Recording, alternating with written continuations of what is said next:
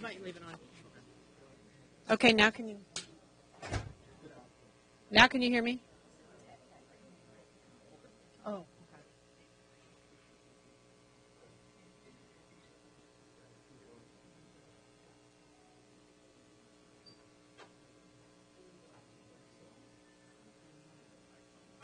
Well, evidently these aren't working, and I don't know whether this one's working or not.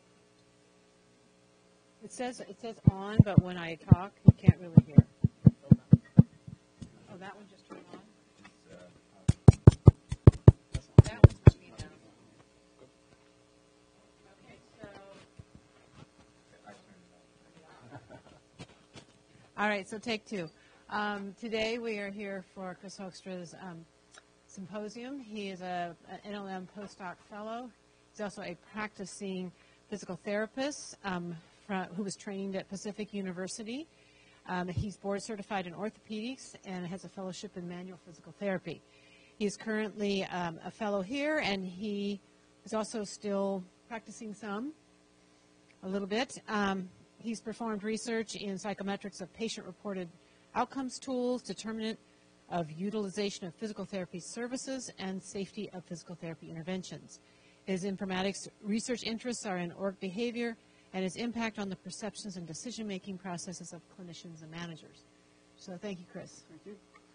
So thank you all for taking the time to watch my presentation today. Those of you that aren't familiar with the format, this basically outlines the rationale for my research interest. We'll do a best kind of review of the literature right now, and then open up some gaps that kind of given me the opportunity to explore in my research. So first I want to start off by giving you just a frame of what got me interested in this line of research. So I'm a practicing physical therapist, have spent a lot of time in the outcomes world and helping practices improve their clinical outcomes. And I came to the realization in outpatient physical therapy clinics, many of them have clinical information systems that have information that could be used for managing clinical quality, yet they don't systematically manage that quality.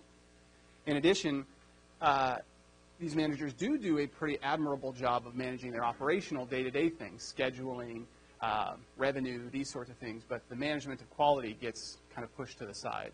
Additionally, they've spent quite a bit of money on some of these systems, whether they're EHRs, whether they're outcomes dashboard systems, whether they're registries that they're part of, yet oftentimes they don't use those to make their decisions based on the clinical quality of their clinicians. And specifically, my interest is in the manager. So most of the research that's done on clinical quality is done on end-line, front-line practitioner, and for a good purpose, because those individuals are providing the care. But the manager serves a special role in there, and I'll kind of outline that through some of the research as well.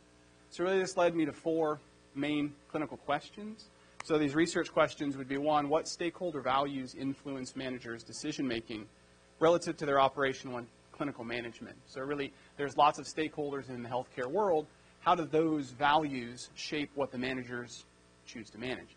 Second would be, what questions do the managers have in outpatient PT practices when they're trying to manage the clinical quality? This hasn't been studied at all, so what do managers need to know so that they can be more effective managers of quality? Third would be, what organizational facilitators and barriers exist that would influence these managers' use of health information technology to answer their questions. So again, these companies have spent lots of money on these systems, yet managers and frontline practitioners don't use them, or certainly don't use them to their fullest capacity. And then the last one would be, what these contextual factors that we speak of here, how do those influence constructs that can also predict use of information technology? So we know from some models that I'll share that individuals are compelled or blocked from using information technology by a myriad of factors. So how do contextual factors play into that mix? So kind of a big question. My research interest really spans 3 huge areas that any one of them by themselves could be a research dissertation. So quality and value is clearly important, especially as we move to this fee-for-value model in all of healthcare. But I'm more interested in how do we use, as an informaticist, how do we use information technology in that world of managing quality and value. But more than that, I'm more interested in how does organizational behavior shape one's use of information technology for the purpose of clinical quality. So really my area of research interest lives in that little sliver over on the side here. Certainly touching on quality, but it's really focusing on this interface between organizational behavior and use of information technology. and specifically managers doing that. So that's where this is a bit unique from the research out there, is I'm interested in the manager's role in use of information technology more so than the frontline individual.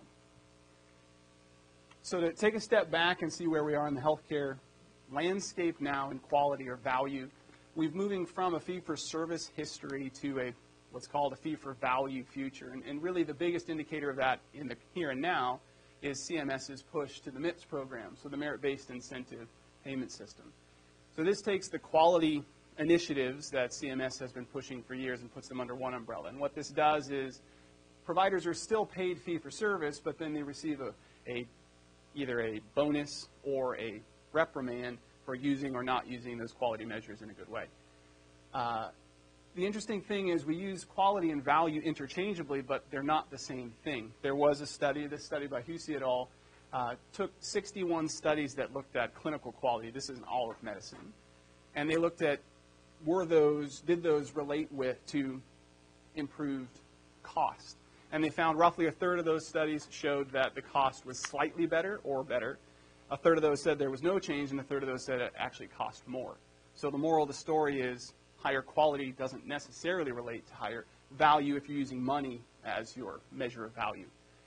Conversely, this other study here is a Cochrane collaboration that looked at the use of shared decision-making aids, specifically with patients and how they make their treatment decisions. And it did find that patients that use shared decision-making aids, which would be a component of quality, did have more confidence in their decisions, and also it resulted in less healthcare spend on those patients that use those tools. So depending on how you define quality, it may actually relate to value. And so really that takes us to the next slide would be, well, what's the definition of quality? And really that is in the eye of the stakeholder, and some of the research down here has done a decent job of breaking up who are the biggest stakeholders in the healthcare world, and they're really the patient, the provider, the manager, the organization itself, payers, and I'll talk about more of that in a moment, and then also public health and policymakers. So this first, the perspective of each of these individuals is not completely unique from the other group. There is a lot of overlap here, but in general, patients tend to focus more on service quality. And you could even relate this to quality like in retail or quality in your dining experience. So there's been measures that translate to both medicine and these other service industries. And there was this other study by Lee did show that while patients do focus on that quality piece, like the retail type quality, they also are cognizant of the skill of the provider and the outcome that they get. So it's a little overly simplistic to say it's only on service quality. The provider certainly is focused on technical quality, whether that's picking the right intervention or doing the intervention that they picked well. But additionally, they live in this mediator role that they are the arbiter of the healthcare dollar. And so while they have to get their patient better, and they're through a shared decision-making arrangement, understand the patient's needs and help them achieve those goals, they also have to be a good steward of that healthcare dollar. The manager will come back to because they live in a very middle role here, and that's part of the reason I've selected them as someone to focus on. The organization itself has to both serve its customer, which is equal part patient as well as payer. So you have to know the patient's needs, you have to know the payer's needs, and you have to live the bridge between those. But you also have the organization's need. The organization has to survive and thrive, and so that's a player in it as well. And then you have the public health policymakers that really are more looking at healthcare equity, proactive screening, prevention of disease, that sort of thing. But if we come back to this manager, the manager is kind of the middleman that has to play in all these worlds. And in fact, one of these studies looked at how well a provider could understand the patient's perspective versus how well a manager could understand the patient's perspective. And in fact, the manager was a better aligner and understood the perspectives of the patient better than the provider did. Potentially because they're one person removed, they're not as conflicted. But it did show that at least that manager has a special role in the quality arrangement and kind of mediating between all of the stakeholders. So you may have seen this chart as we try to look for how do we fix the healthcare spend. Porter and Lee did come out with this kind of model that they say would fix healthcare. In fact, the title of the article is "The Strategy That Will Fix Healthcare." And while I think it is good and it touches on a lot of areas that need to be changed, I'll argue that it may be a little bit simplistic as well. But basically what it says, not simple or easy, but overly simplistic, So basically what it says is that you have at the top, we need to break down silos. So rather than having a patient go to a primary care practitioner, and if they have cancer, let's say, they go to an oncologist, then they go to a radiologist, then they go to a surgeon, maybe they go to some sort of a therapist to help them. They're bounced around. Rather than doing that, you create these integrated practice units that treat the patient where they are. So a team atmosphere. Additionally, collecting outcomes on all patients. You can't change what you're not measuring, so the recommendation is to measure these outcomes measures regularly. Move to a bundled payment system, so move out of this fee-for-service system altogether and just pay for bundles of care. May help break that. Integrating systems, so this was really what we strive to do in informatics a great deal, is to connect the disparate systems so you can share information from one facility to another. And then also expanding services across geography. So can you have specialists at an academic medical center like OHSU spend some time in tertiary centers in rural areas to share the skill level and don't just house it in one metropolitan area? Portlandly argued that if you do all of that and you wrap it in an enabling technology system, then this is really what makes the thing hum. Now, why I say it's overly simplistic is if you look at all these, they're very structural. If you do these things, then care will get better. But the problem is care is delivered by individuals, all of whom live in an ever-changing world that shapes their decision-making. And so most of us in informatics are familiar with this this fundamental theorem of informatics that basically says an individual thinking plus a computer would give us a better decision than the individual on their own. Again, I say that's probably a bit overly simplistic because if we look at this, this is called Levitt's diamond, and this is basically the first crack at looking at a sociotechnical system. And this says that the computer and the individual, which are represented here, they are in a system that has a certain structure, and they have a certain task that they're doing, and the task and the structure and the individual and the technology all relate to one another to really impact what that outcome is going to be. So you can't just say if you give an amazing computer system to an amazing clinician, you're going to get an even more amazing outcome. It is really shaped by the structure of the organization and the task at hand. In the informatics world, this has been upped a little bit. So Sittig and colleagues looked at this 8-step sociotechnical model. And this was really looked at with respect to implementation of health IT into hospital systems and the risks that come with that and the failures of those implementations. But really, it could be extrapolated to just use of information technology in an ongoing system as well. And really what it says is you have information that's contained inside of software that's run on hardware. That hardware is interfaced to an individual through an interface. Those individuals work in systems that they communicate with other people and have certain workflows. Those are all wrapped inside an organization that has policies, procedures, and its own culture. You wrap all of that in the measurements that the organization puts on itself, and then also external rules and regulations that kind of push on the outside.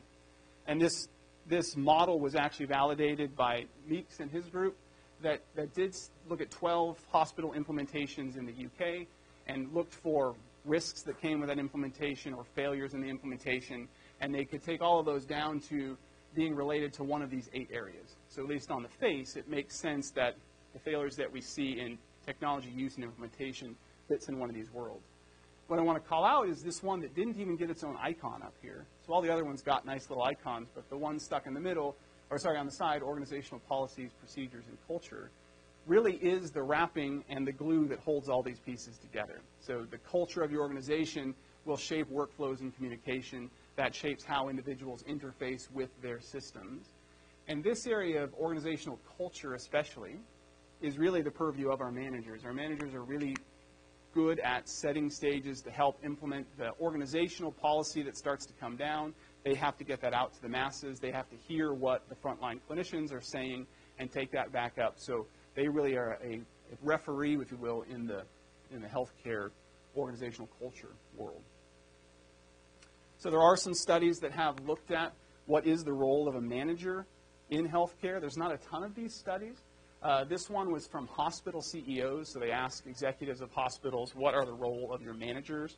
And really they broke it down into these levels of, certainly they have to manage day-to-day things, all the stresses that come with day-to-day operations. More than that, though, they're analysts, so they have to look and find where there are potential problems. When they find problems, they're going to be intervention selectors, so they have to identify maybe what's something that you should try to change that, to make change. They're also designers of the intervention, so not only do they have to see the problem and recommend a solution, but they also have to design what that solution might be, or at least participate in that process. They implement it, so even if the organization says you're going to do this, it's oftentimes the manager who has to implement that change to the organization. So in that, they're change leaders. They have to not just give something to the masses and say, good luck, go after it. They have to help through that process of change leadership. And then also they are evaluators, so once a change initiative has happened or some intervention was done, they are really tasked with gathering the information to see was it effective or not. In addition to that, these other studies added to this list to say they're also communication facilitators. So they really help the interpersonal communication between the day-to-day providers and all the organization. Also trust agents, so they really help with that interpersonal relationship that really nurtures trust, and that trust is what helps teams grow. And so they have to be the agents to kind of nurture that in an organization, as well as assimilation agents. And this assimilation agent really touches on the informatics world. So you can have an organization that says, we're going to do this and we think it's the best thing in the world, and they may even message it very well.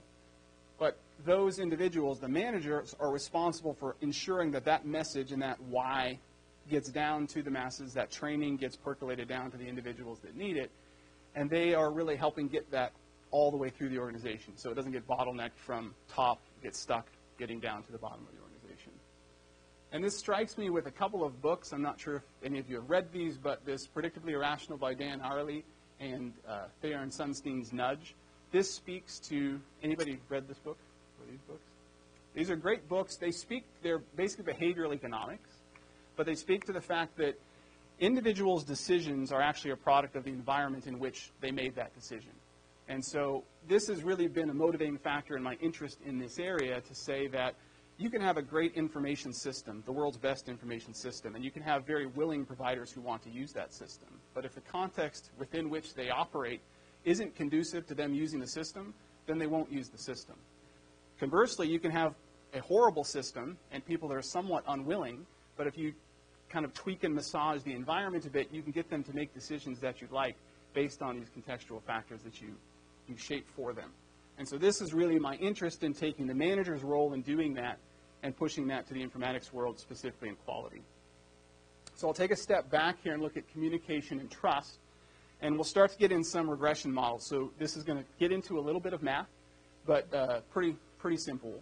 But what I want to do with this is show, one, how I plan to use some models on prediction of IT use, but also show how trust and communication influence interpersonal relationships in an organization. So the Sarker study looked at, basically, they looked at a network approach, so social network, to find out individuals that were in the center of a trust circle, so lots of people trusted them, or people that were in the center of a communication circle, so they communicated with lots of people, versus being on the periphery where maybe they were only trusted by one or two people or communicated with one or two people. Their hypothesis was people in the center that were really trusted by a lot and communicated with a lot, that would predict their peers' view of their performance of their work. So those trusted people and communicative people were seen as higher with their skill level. They also, though, wanted to look at, is there potentially a mediating effect? So could communication be mediated by trust? So yes, communication could predict whether a person is seen as having good performance, but maybe trust mediates that. Or third, they looked at what about trust as a moderating factor? So you do an interaction term between trust and communication and see, is that a better predictor of individual practice? So they looked at all three of these using hierarchical regression models. And what they found was this first one, putting trust and communication, which we all would agree are necessary for your peers to think you're doing a good job, or at least contribute, accounted for about 66% of the variation in individual performance. So pretty decent in organizational behavior predictions. The interesting thing they found, though, was trust was much, much better. In fact, it was very significant where communication wasn't really predicted at all. So taken on its surface, you'd say, if you trust a person, but if they never talk to you, you're still going to say they do a good job. By contrast, they looked at communication mediated by trust to individual performance. It got to the same predictive level, but the interesting thing, when they looked at just communication on its own, it was about 41% predictive of individual performance. But when you put the mediator in the middle, of which communication is a pretty decent predictor, it only got it back to the same level up here. So trust fully mediated communication. Okay. The interesting thing to me is this one up here. When they looked at trust as a moderating effect, here's where you got the best predictive value. And in fact, what they found here was the negative trust was the most predictive. So a person who you really didn't trust, even if they were really central in the communication world, they were not seen as very individually productive. They didn't have great performance individually. They were kind of just the clanging cymbal that no one trusted. So really, I show this up here because for two factors. One, to show that managers need to be trusted, and that trust that their followers have in them directly relates to the communication strategy. But additionally, as I start to show some models on the prediction of IT use, where you put in these predictive factors into the model will have an influence on the ultimate power of the model, and specifically the role of mediators, or if we think of context in which we put these decisions, maybe those contextual factors are really strong moderating factors on the overall model, and we'll talk more about that. So really the case of why choose physical therapy for this. Physical therapy is an interesting practice. One, I'm a practicing physical therapist, so I know more about it than other areas of medicine. But the interesting thing is physical therapy wasn't included in the meaningful use processes. So all of the health IT in the, especially the outpatient physical therapy world, was not born by incentives, but it's just been kind of a grassroots organic process. Because of that, there's a lot of different systems out there, and uptake has really been great in some and horrible in others because there aren't standards like maybe the meaningful use incentives pushed in a hospital system, say. In addition, the PQRS measures, so those quality measures that the healthcare system has been accountable for the last few years, only a very small sliver of those PQRS measures relate to physical therapy. So when they were doing those measures, they either picked a few of them, the only few that they could take, or they chose not to pick them at all and just take the penalty that the PQRS system put on them, just because the systems weren't the measures were not very meaningful to physical therapists.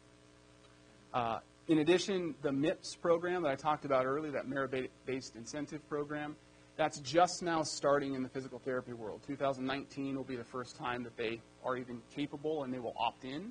2020 and probably more likely 2022 will be when they really start to hit this. So now is really a timely place for physical therapists to understand how they can engage with quality before they get hit with these systems mandated by the government. Also, with respect to quality, physical therapy has its own issues relative to how we provide care. So if we look at low back pain, that accounts for roughly 40%, a little more than 40% of all cases that come to outpatient physical therapy. Of that care, less than 50% of it is guideline adherent. And this is regardless of the fact that there's some very good clinical practice guidelines for low back pain in physical therapy that have been around since the late 90s, that have gone all the way down to comparative effectiveness research that says if you do this, not only will you get a better outcome in the short term, but it will save you significant money in the long run, even downstream savings. And this is pervasive in physical therapy. But it's less than 50% of the care when measured, even at organizations that are gospel in doing it. It's still not done by frontline practicing clinicians. So there's some other changes that need to happen. And when you ask the clinicians why don't they do clinically guideline adherent care, the biggest predictors are burden to them, or they don't feel that the guidelines are relative to their patients. So it's a lot of personal feeling about it. There's not a lot of organizational push. If we lift it up outside of the physical therapy world and we look at just information seeking, so how do practitioners look for information and ask questions. Delphiol did a systematic review of a bunch of papers that looked at physicians questioning, and they found there's less than a 60% answer rate. Or put differently, each physician typically generates a question for basically every 2 patients. You get 1 question for 2 patients on the average. Of those, roughly 60% are pursued to try to find an answer, and of those, roughly 70% do they find an answer to. So when you work it all out, it's less than 60% are the questions that are created, do they ever get an answer? And when you look at what predicts whether a physician will go and seek that answer, ultimately find it, really it has to do with physicians don't trust that they could find the answer, and specifically they don't trust that they could find the answer in a timely fashion. So some of that has to do with the technology, some of that may have to do with training, but some of that may have to do with the context within which they're making those decisions. limited engagement with quality metrics. So this 2012 study looked at what percentage of those PQRS measures were used by physical therapists, and dependent on the organization, it's between 4 and 51%. So some organizations have said, we're not going to even use those measures because it's too burdensome for us to even collect them. The penalty is worth less to us than what we make on administrative savings not engaging them, so it's too burdensome, we're not going to do that. And like I said, those PQRS measures, there's only so few of them even relate to physical therapy. They don't have other measures to pick. Like in medicine, you have a laundry list of measures you could pick to find value. Physical therapy doesn't have as many. In addition, when polled, organizational leaders, when they poll what is the role of the manager or what are top skills that a manager needs to have, quality management is not even listed as one of the top 5 skills for a manager. It really is operational efficiency, communication, those sorts of things. Quality management doesn't make the list. So managers are asked to manage quality, but when hired, they're not hired with that trait. And they're also not probably given the support structure to manage those systems well, and we'll talk about that more later. And then finally, the information systems for physical therapy is different than in medicine. So there's been a lot of study. The CITIG model that I showed up earlier talks about hospital care. There's been a less, but at least some look at information systems in outpatient physician world. There's been very little look at information systems in the PT world, and they use systems much differently than physicians. We don't do orders, so you can't use a lot of the CPOE and other clinical decision support that has an alert trigger based on an order. In addition, there's a variety of different homegrown systems. They're not cajoling around one main system like we are in the Epic world. There's still just a myriad of different systems that adds variety to the mix. And there's also very few outcome systems in registry. There are a few. They're expensive, and people are actually buying them, or organizations do purchase them, but they're not getting used. They're spending a lot of money on these systems and just sitting there, not actually managing them daily, like I said in the beginning. So really, why does this all matter, and how does this relate to really my end game of wanting to know how context affects use of IT in managing quality? There has been, this is the hospital-based studies, these 2 studies down here, did look at organizations and what percentage of organizations actually had bodies in them that were focused just on quality. And roughly 50% of the 60% that responded, so there's probably a selection bias here, but roughly 50% of the hospitals that were queried said, yes, we have a board that is tasked with, or at least a major part of our guiding bodies meetings are tasked with looking at outcomes or looking at quality. Down one level, what percentage looked at actually having some dashboard or some hard measures that they look at national benchmarks on a regular basis? That's roughly 60 to 70% of those organizations. So of those 50%, 60 to 70% of them use some sort of a dashboard to be able to make their decisions. That's done even though both these studies looked at those hospitals that had higher JCO scores, so better quality if you want to define it as that. They did find a difference as a significantly more of the higher performing organizations use dashboards than those that didn't. Now this was in the inpatient setting where probably use of health IT is better than in the outpatient setting. And I could say that because if you look at the HIMSS MRAM scores, so those of you who don't know, the MRAM scores look at how an organization uses their information systems, and it's a 7-point scale. At level 5 is basically where physicians have to start doing structured entry, so they use pick lists, and it's kind of that level where we're starting to really hum in the system. Hospital systems, about 73% of them are at level 5, 6, or 7. If we go to the outpatient side, only 40%, so outpatient still lags way behind the hospital. So if this system is seen in hospitals where they're not using technology to make their decisions, we can only infer that it's going to be worse in the outpatient setting. But this is one of the holes. It hasn't been studied to look at how do outpatient organizations manage their quality. That's part of the reason I'd like to study it. Okay, so what I want to go into next, and this is kind of the heart of where I'd like to go with my research, is we take all of that quality as an issue, managers need to manage quality and they're not doing it. Physical therapy is a good use case. But now we want to look at technology, and specifically what factors will predict whether a person is going to use technology. Because an organization can impact the actual use of the system by changing some of these predictive factors down here. So these models that I'm going to show you, there's a bunch of them. I'm going to show you just 2, a third one at the end.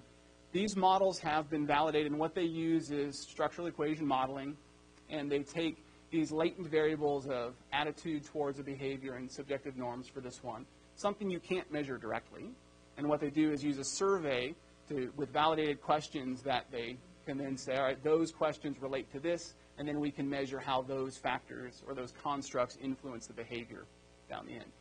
Most of them are built off of this theory of reasoned action.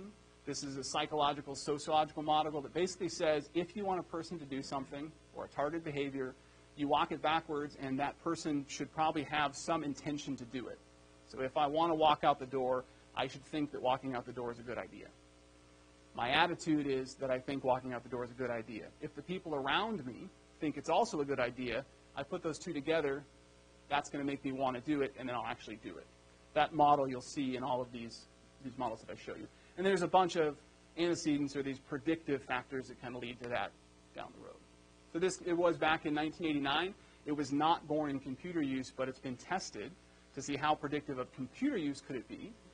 And what they showed was basically attitude towards the behavior coupled with subjective norms accounted for about 26% of the variance in intention. And if they could measure the intention to use, that predicted about 40% of the use of the actual system. The point that I want to make here is that this one is much more predictive than that one. If we just look at the betas, subjective norm isn't even significant when we look at this. And if you drop it out, this R-squared doesn't drop significantly. And so really attitude towards the behavior seems to be the biggest predictor is what this says. Now I'll remind you as we go through a couple models, remember that this subjective norm didn't look to be predictive right here. It's not that it's bad, but if we go back to the moderating factor that I showed you in the communication and the trust model a little earlier, maybe it's in the wrong place. Maybe we have to put it somewhere else and see its impact. They just didn't study that here. The technology acceptance model, TAM, this is a very pervasive model in the study of attitudes towards use of IT and even health IT.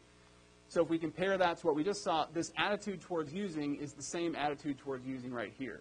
What TAM did was they said, can we predict this a little bit better? We'll get rid of subjective norm and just take it out. And we'll say, can we predict this and see how well that actually predicts use? And it actually does a little bit better. So perceived usefulness is basically, I think this system is going to make my job easier, or I think by using this system, I'm going to get a better outcome. Versus perceived ease of use, I think it's a really good system. I think it's really easy to use. You put those two together, they can predict about 36% of the variation, which is very significant towards the attitude. But the interesting thing here is then the attitude is only a small and not even a statistically significant predictor of the actual behavior. Between attitude and perceived usefulness, we can actually predict 51% of their intention to use the IT system. But the biggest predictor by far is perceived usefulness. Or put another way, the person can think the system is actually horrible and think the system doesn't work well at all. But if they think the system is useful for their work, or in the end it will give them some benefit, then they'll actually use the system. Okay? And this will be important as we look at the next model. They took this TAM into a third model. This is important because this attitude piece used to be a really strong predictor. It was born out of the theory of reasoned action back here, that attitude was going to mediate everything else. But what they found with this one is attitude really wasn't as important as how useful they thought the system was going to be for them, even if they thought the system itself was a bad system. And this one makes us take pause because the informatics world does a lot of user-centered design studies. We try to make our systems really useful to the individual. This makes my point that even we need to do that, and that's probably predictive, but that may not be the most predictive of whether they're going to actually want to use the system. The perceived usefulness piece and how you message that and how your world is shaped around your technology actually may be a much bigger predictor than the attitude itself, and that's shown right there as just these big differences between the betas. They have studied this in health IT in a few different studies. And so the intention to use actually is pretty similar to what they found in this original study. And their actual IT use is anywhere from 12 to 62%, which is in the ballpark of the 40% that they saw in these other studies. Okay, so now I'm going to show you where this world has gone. The theoretical model building, especially in IT use, has kind of been an exercise in who can make the best model, and we'll just make a new model for the sake of making a new model. So there's lots of models that cropped up. I'll show you a list of a few. And it seems like when a new model crops up, it's 1 degree separate from the next model, and everyone's just trying to be 2% more predictive than the one before. So this is the third version of TAM. You'll see here it's got perceived usefulness that I showed you on the last one, perceived ease of use. They took the attitude out because it wasn't predictive, and they now have that behavioral intention and use. It's the same model here with attitude removed. But then what they did is they said, can we find all these predictors of these things? And now they started to introduce the idea of modifiers. And what they found was this tool is slightly better. And like I say, one degree better than TAM2, but 100 degrees more complex, right? Because if you remember how we measure these, is each one of these constructs has probably 3 to 6 questions that a person has to be asked in a survey. So now we add these up, and we're in the order of 80 to 90 questions that would have to go to the individuals to answer these, in addition to any other questions you're trying to study. But what this did show is that this yellow one, experience, was a huge moderator. All the studies prior to this looked at consumers. So would you use my cell phone? And you're not obliged to use it.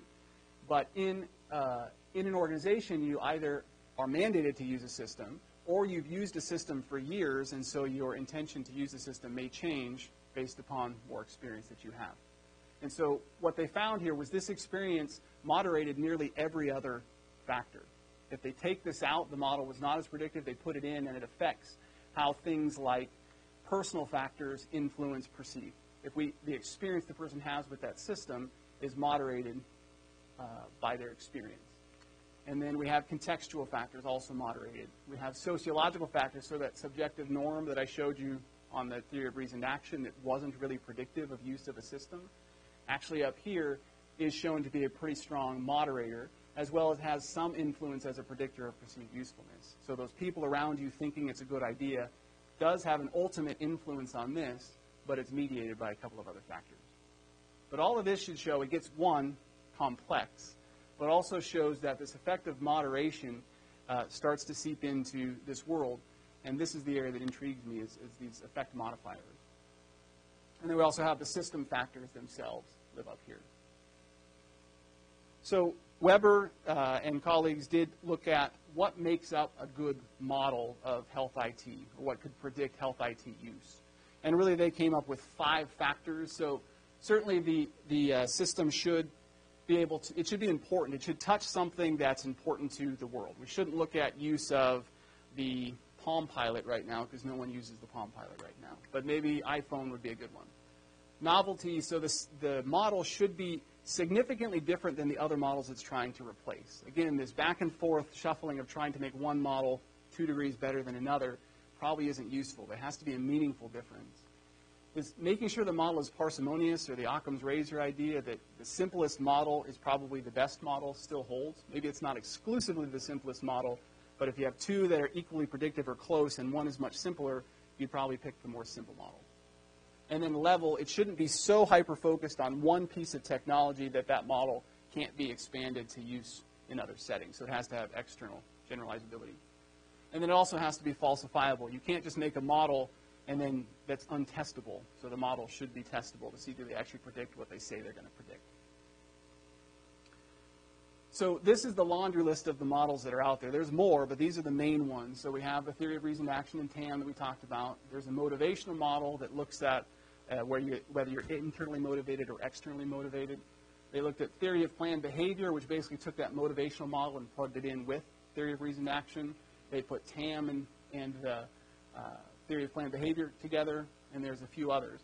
All of these models together, though, Venkatesh and his colleagues did a great thing in about 2012, is basically said, all of these models together probably have some common constructs, and can we simplify them all down to common constructs? And so what he broke it down to was, there's probably an element of performance expectancy, or how useful the system's going to be for me. There's a measure of effort expectancy, or how easy is the system to use. There's some sort of a social influence, and there's some amount of facilitating conditions that the organization puts on use of that system that either encourages or dissuades an individual from using the system. So they took those 4 things together, and they said you start that at the core, and all the other models basically then just either try to add these what they call exogenous mechanisms, which would predict the predictors basically, or there might be a missed predictor down here that you could add in, or again in my area, of interest is, were there other moderating effects that the model itself is pretty decent, but could you add moderating effects to make the model better? So that's where they all kind of live together. And if you look at the Unified Theory of Use and Acceptance IT, so UTOUT, I won't say that long thing again. So UTOUT is what this is called. They added their own survey questions that have been validated to predict these constructs. And when you feed that into use of information technology, based on the studies down here, between 52 and 77% predictive of the variance in use, or sorry, the intention to use, and then 41 to 67% predictive, or again, explains the variance in the technology use, 41 to 67%. So significantly better than the TAM model, that complex TAM model that I showed earlier. And really what the influence that they added, the big difference is they added in gender, experience, age, and voluntariness. So whether you should use a system or not, as those moderating factors, that was the big change. And then additionally, they looked at these facilitating conditions. And this is the interesting thing to me, that yes, this is strongly predictive. This beta is definitely more than that beta. But this is still a significant beta, which, taken another way, would say even if the person has no intention to use the system, if you put facilitating conditions around them, they still might use the system even though they never intended to use it. Or another way, they have every intention to use the system, but if you put all these organizational conditions around them, competing priorities, make it really hard to use, everyone badmouths the system, then they won't use the system even though everything else in them said I should use the system. To me, that's really intriguing, and a lot of these things are the predictors of those because they have moderating effects. And this really speaks to the idea of context. So context being situational opportunities and constraints that affect the other measures, or basically things in your relationships, your job roles, that will modify the impact of one variable on another variable. And really, again, what I'm interested in is this moderation of context factors down here. And so Venkatesh in their 2006 work said really the context could be divided into these external high-level contextual factors. Those are factors of the organization, things like their attributes, their organization structure, their change management strategy, their leadership hierarchy, location attributes. So in one organization, 2 different locations that have different cultures. How does that influence the model? And then I'm really interested in these task attributes. So how do you apply the model now in the task of a manager managing quality? The task itself may actually influence how the model predicts. The same model put in a different task may behave entirely differently. So in physical therapy, this has been used a bit, only 2 studies. One study was actually done on occupational therapy, which for all of you out here is different than physical therapy. So, and what they did find, they tried to make their own model. So they were one of those that said, UTOUT is good, but I'm going to tweak it just a little bit and make it my own just for OT. So they used implementation issues, technology issues, and individual issues, which contain the constructs of UTOUT, but they jumbled them a bit. And they looked at moderators, but their moderators were really just age, gender, experience, skill level, and location. What they found was these moderators didn't have a really huge impact on the prediction of these other things, but when these things moderated one another, they actually did have an impact. So again, they were interested in looking at moderating effects and their impact on whether a person intended to use any system. The other nuance here is this was, do you use any technology at all in any of occupational therapy in any setting? So it was really wide, so really wrought with the potential for some unmeasured confounders. And then one other study looked at PT and OT together and had decent R-squareds for prediction of use and actual use, but they didn't study the moderating effects overall. Interesting thing is when they looked at people not using the system, or why don't you use the system, they surveyed them. Most people said expected, I don't have time to use it, I need more training, I don't have the right patience. But the interesting thing is they only saw 4% of them said it was those facilitating factors were important. Whereas if you look at this, the betas for the facilitating conditions were actually significantly higher than behavioral intention for these individuals. Again, put another way, they didn't intend to use the system, but if they had the right facilitating conditions, they would still use it, or vice versa. But even though that's the case, the reality of the people that they measured, their perception was, I don't use it because I don't have time. So this has to be measured. It can't just be maybe an ethnographic study that you just ask them the questions. You may actually have to measure it on the back end. And that's why I'm interested, as I go through the last of my aims, using a mixed model approach. So I'm interested for one aim, and a gap in literature would be I'd like to understand the information needs and seeking behaviors of these managers. when they're doing quality management. So what do they need to know?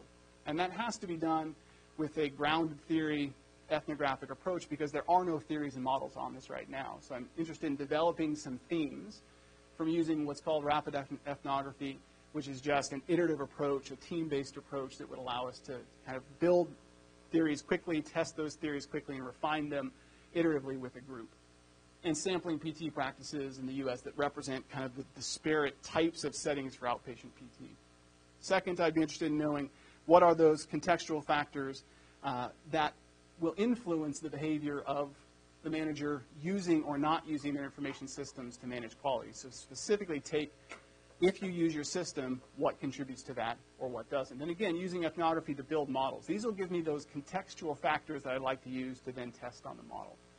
And then the last bit would be taking the UTAUT model, putting in these factors that we found from AIM 1 and 2, and seeing how those can influence their use of either their intention to use their system in the near future to manage quality, or maybe their satisfaction with the system that they use now. And not one system am I interested in, it's just using the system that you have. And then finally, independent variables could be the UTAUT factors themselves, the contextual factors that I add in, or potentially those moderating factors that have already been tested in other studies, the age, gender, and experience. And again, this could be done via survey of outpatient managers. Great. So last bit, just recognize my funding sources. So part of my work is funded by the Foundation for Physical Therapy in addition to the NLM training grant. And then to thank my advisors so far that have helped in this process. So Joan, Karen, Ron, and Paul, as well as Annette, in kind of designing this. Thank you, Chris. So now I'd like to open it up for questions.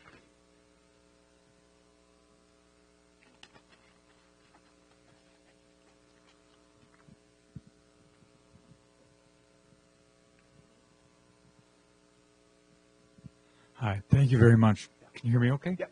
All right. I really appreciate this. This is really interesting stuff you've got. It seems to me like so much of this is dependent upon how the questions are phrased. And like in terms of facilitating, I can think of, as an explanation as to why there is such a big gap, somebody said, why aren't you doing this? I don't have enough time. The leadership is not facilitating this by giving me enough time to do it, or enough training. So that would be one way to look at it. And another way, facilitation could mean the leadership just doesn't think it's that important, or that's just not been a thing that the managers have recommended or pursued. So how do you do this going forward to standardize this approach and try and eliminate that bias and get to the results you're looking for? So the facilitating conditions, especially in physical therapy, have never been established. So when you don't have theory established, you need to use some qualitative approaches to develop that theory first. And so that's what those first 2 points are aimed at, is what things do you feel are facilitators and barriers to using systems? What are the questions you actually have, so that we can ask, does the system actually help you answer those questions? So those factors can be created and kind of refined in the qualitative piece in the form of themes. But to your point, the way that the structural equation modeling works, so they use partial least squareds is the way that they typically do this. So you take 3 to 5 questions to represent that latent variable, and then you can run it through the model and find out, similar to if you used a Cronbach's alpha, you want to know how related all of those are together, or how much of the variance can be explained by one of those factors together. So we can take those and put them into a model, and the model tells if that's a good question that is predictive of the others, then it stays in. If not, you can take it out. So that's part of this. Now, I will also say my goal is not to create a new theory. I want to use the TAM-based theory and then add just a few other factors. So to your point, the questions that they ask, UTAUT, not TAM. The UTAUT questions that they use have already been validated. I'm not questioning whether those are good or bad. I'm just saying take the questions that you already took, and I'm interested in how does the organizational context or the task context change whatever result that gave you, for good or for bad. So for me, it makes it a little easier because I don't care whether they're good or bad questions. I care. They've already been validated, so I know they're at least decent. I want to know, do these other factors influence them in any way?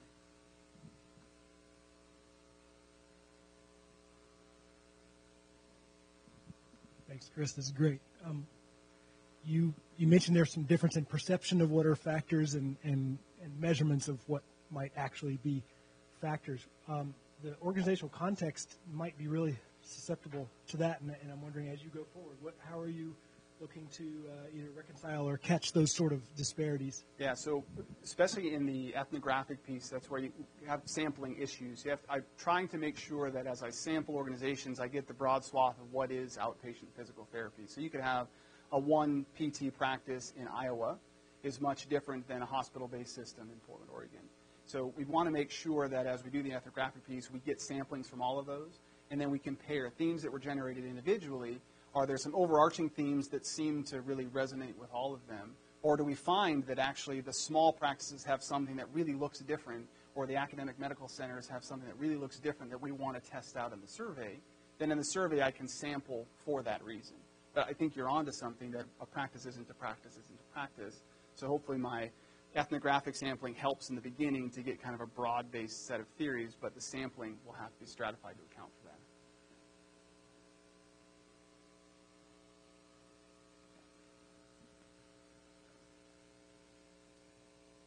So I'm a little bit confused about the logical type. By that I mean I can't tell when I hear about these theories of adoption of technology about whether they're talking about an organization adapting a technology or an individual choosing a technology. Yeah. It seems to me, especially in large organizations where a technology is adopted and implemented and so forth, and especially in healthcare, it's not clear to me who's making the choices and therefore what level you want your model to be functioning at, and whether we sometimes apply approaches that were developed for individual decision-making to organizational decision-making, which is maybe a mismatch. Yeah, so, great point. And so these have all been designed at the individual level. So will an individual use the system or not? The addition of the voluntariness on that TAM3 is really an important one. So in an organizational setting, you may be obliged to use it because it's the only system you have, and if you don't use it, you don't work here. So that's added into that. Now it becomes non-predictive if everyone's required to use it. But I think in the manager using an information system, there have been a couple, not in the healthcare world, but in manufacturing, that did look at, okay, well, you have this system. You're not actually, maybe you perceive you're obliged to use it, or you don't perceive you're obliged to use it. We can measure that.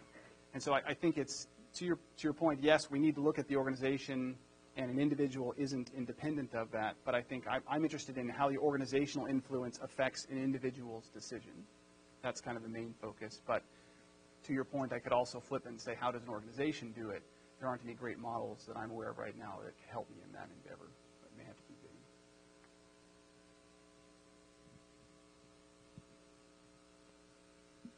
And I think we're out of time. If you have additional questions, please email Chris.